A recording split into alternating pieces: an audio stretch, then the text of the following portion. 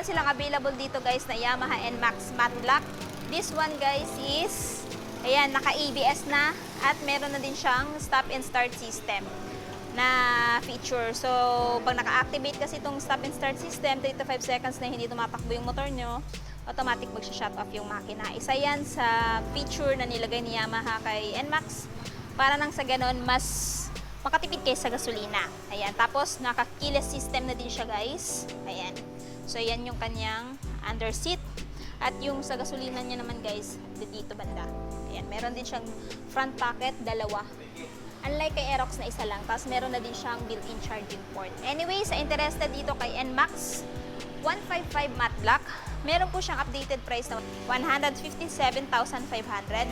At kung gusto niyo ng hulugan, yung down payment is 22,000 pesos at monthly sa 3 years na 6,550 at rebates na 500.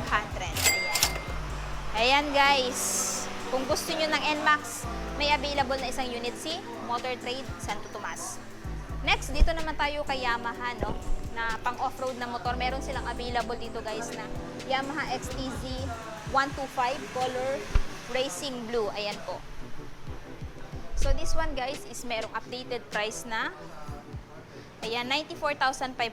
Pero kung gusto nyo ng hulugan, down payment is 9,000 at yung monthly sa 3 years na 4,591 at rebates na 200. Ayan. So kung interested po kayo dito guys, meron silang available na unit at kung gusto niyo ng review, check nyo na lang din sa akin channel. So ayan po yung kanyang looks. No, maganda din po ito pang off-road kasi built din po siya pang off-road. Kumbaga parang entry level na pang off-road na din siya. Ayan. Next, kung ayaw po nyo ng Yamaha, meron din po silang available na Honda dito na pang off-road. Ayan, Honda CRF 150. Merong color na black at saka white. No? So, ito po ngayon guys ay may updated price na 153,100.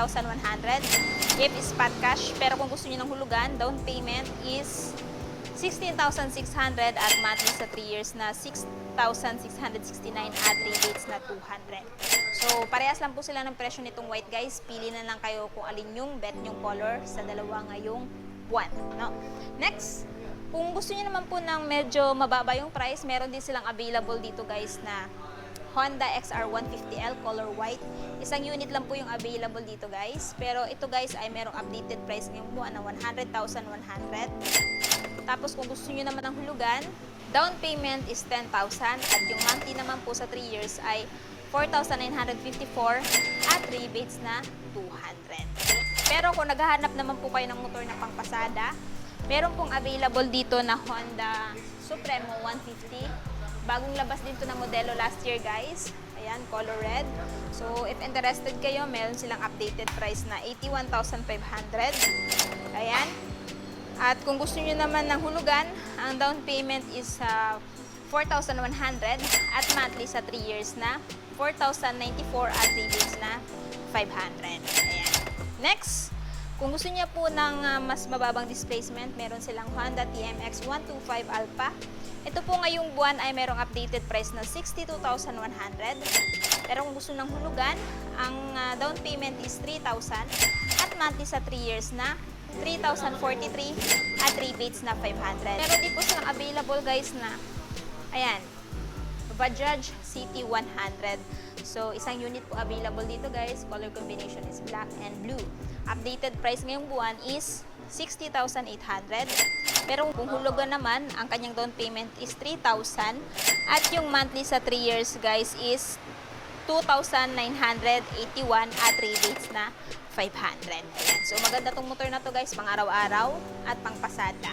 Kasi may abang na to guys para mapag-mounta ng sidecar, no? Ayan, matipid din po ito sa gasolina. Kung naghahanap po kayo ng mas higher displacement, meron silang available na Bajaj City 125 black-red combination. So, updated price is 63,300 kung bibili ng spot cash.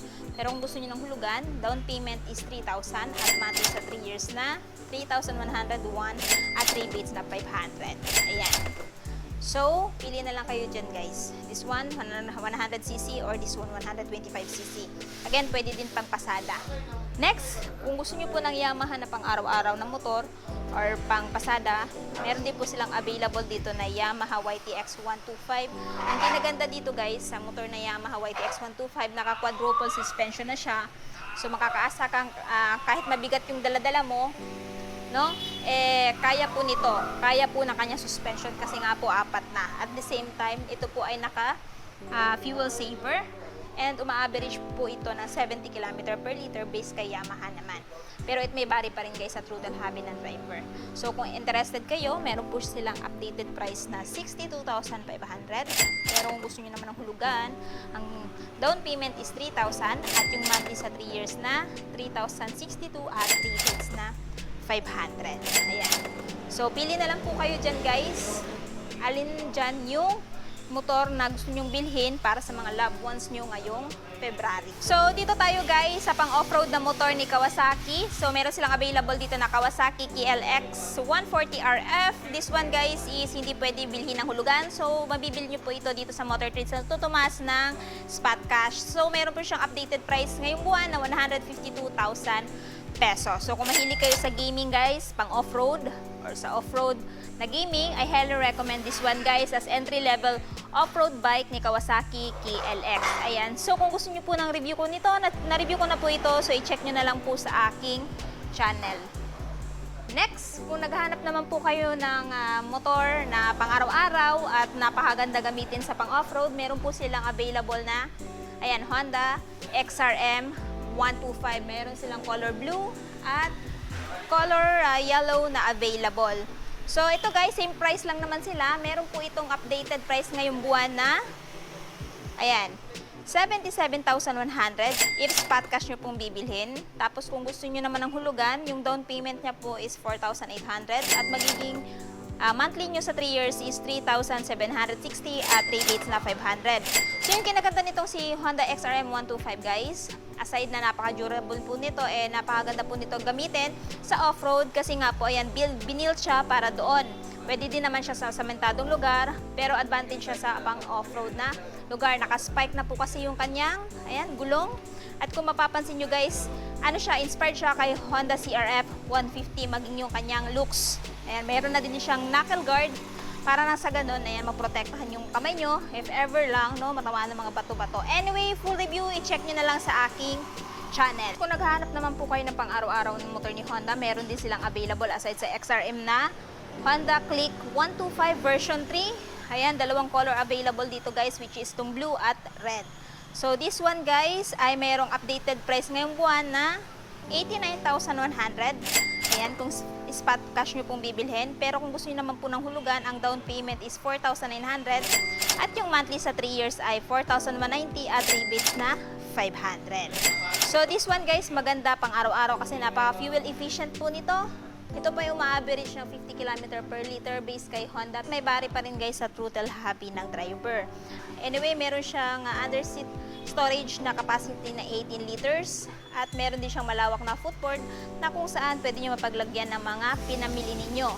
Plus, maganda din po yung engine niya because it is liquid cooled na at saka FI na. Ayan. Next, kung gusto nyo naman po ng lower displacement, meron din po silang available na Honda Beat. So, itong isa guys is 50th anniversary. Ayan. So, this one is merong updated price ngayong buwan na 77,600. At ang down payment naman po kung gusto nyo po ng hulugan is 3,800 at yung monthly sa 3 years ay 3,784 at rebates na 500. So, ito guys is bagong model na Honda Beat. Kung gusto nyo po ng detailed review ko nito, check nyo lang po sa akin channel. So, yung isa sa selling point nito guys is meron na siyang charging port na wala yung dating or yung old version. Mas pinalaki na din yung kanyang underseat storage na 12 liters unlike before na 11 liters. At mayroon na siyang malawak na footboard na inspired kay Honda Click 160 at mas malaking fuel tank capacity. Ayan. So anyway guys, pili kayo guys kung alin sa dalawa. Parehas lang naman daw po sila ng presyo dito kay Motor Trade. Kasi sa ibang branch, magkaiba yung price nila. Pero dito kay Motor Trade, same lang. So, parehas po silang may spot cash na 77,600. At yung down payment, maging ang installment. At saka rebates. Ayan. Pili na lang po kayo sa dalawa kung alin pong kulay yung gusto ninyo. So, maganda din po itong motor na to guys, pang araw-araw. pang negosyo, pang hanap buhay, at pang beginner at lady rider. Meron din po silang available guys na Honda XRM 125 motor type. Kung mapapansin nyo guys, meron na akong na-mention kanina, pero yung isa guys is meron siyang knuckle guard at saka nakaspike yung gulong niya. Etong isang to guys is naka-motored. Ayan o, naka-motored. So this one is merong updated price ngayong buwan na 82,100 spot cash. Pero kung gusto niyo ng hulugan, down payment is 7,200 at monthly sa 3 years na 3,999 at rebates na 500. Next, kung gusto niyo naman po ng scooter ni Yamaha na pang araw-araw, pang negosyo, pang hanap buhay, pang beginner, meron silang available dito na Yamaha MIUI 125 Color Peach. Ayan. So, this one guys ay merong updated price na 82,500. Pero kung gusto niyo ng hulugan, ang down payment is ayan, 4,000 at monthly sa 3 years ay 4,018 pesos at rebates na 500.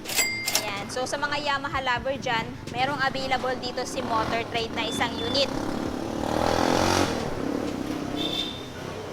Next, kung gusto nyo naman ng higher displacement, meron silang available na Racing Blue na Yamaha Mio Aerox Standard version.